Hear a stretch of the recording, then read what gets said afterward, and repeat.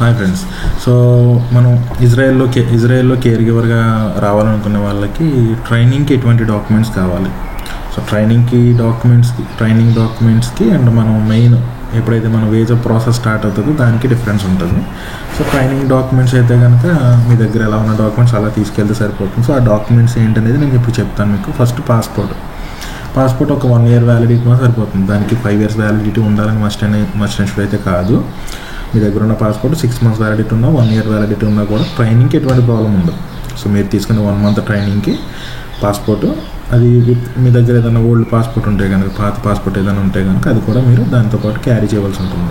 Next Aadhaar card, voter ID, pan card, birth certificate, school certificate, okay, TC కానీ mark list అలాంటివన్నీ కూడా. తర్వాత experience certificate, అంటే మీరు ఎక్కడైనా హాస్పిటల్లో వర్క్ చేసి ఉన్నా, లేదంటే నర్సింగ్కి సంబంధించినటువంటి ఎటువంటి కోర్సెస్ మీరు చేసి ఉన్నా కూడా దాని తాలూకా ఎక్స్పీరియన్స్ సర్టిఫికేట్స్ కానీ డాక్యుమెంట్స్ కానీ ఒరిజినల్ మీరు తీసుకెళ్ళవలసి ఉంటుంది.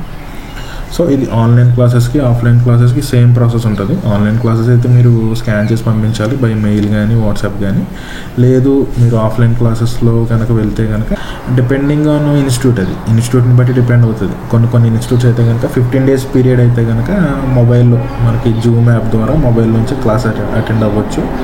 కొన్ని ఇన్స్టిట్యూట్స్ అయితే కనుక కంప్లీట్గా మనకి ఆన్లైన్ క్లాసెస్ ఇస్తున్నారు. సో డిపెండింగ్ ఆన్ ఇన్స్టిట్యూట్ని బట్టి డిపెండ్ అయి ఉంటుంది వాళ్ళు ఎలా ఇస్తారనేది. సో కొన్నికన్నా అయితే 15 days ఏమో ఆన్లైన్, 15 days ఏమో ఆఫ్లైన్, అంటే మనం డైరెక్ట్గా క్లాస్కి వెళ్ళి అటెండ్ అవ్వాల్సి ఉంటుంది. సో ఇది. సో ట్రైనింగ్కి వెళ్ళేటప్పుడు మన దగ్గర ఏమేమి డాక్యుమెంట్స్ కావాలంటే ఫస్ట్ పాస్పోర్ట్ 1 year కానీ 6 months వ్యాలిడిటీ ఉన్నా సరిపోతుంది. ఇది ట్రైనింగ్ కోసమే కాబట్టి దీనికి 5 years అవసరం లేదు. సో తర్వాత Aadhaar card and voter ID card, pan card, birth certificate and school certificate, TC, mark list, వీటికి సంబంధించినవన్నీ కూడా ఉండాల్సి ఉంటుంది. ఎక్స్పీరియన్స్ సర్టిఫికేట్ అంటే మీరు ఎక్కడైనా హాస్పిటల్లో కానీ లేకపోతే నర్సింగ్కి సంబంధించినటువంటి ఎటువంటి కోర్సెస్ ఏదైనా చేసి ఉంటే కనుక దానికి సంబంధించినటువంటి ఒరిజినల్ సర్టిఫికేట్స్ మీరు తీసుకెళ్లాల్సి ఉంటుంది. Next parents voter ID and Aadhaar card కంపల్సరీగా తీసుకెళ్ళాలి. ఇన్ కేసు పేరెంట్స్ లేరు అనుకుంటే కనుక డెత్ సర్టిఫికేట్ ఉంటుంది కదా, డెత్ సర్టిఫికేట్ అది మనకి పంచాయతీ నుంచి దొరుకుతుంది.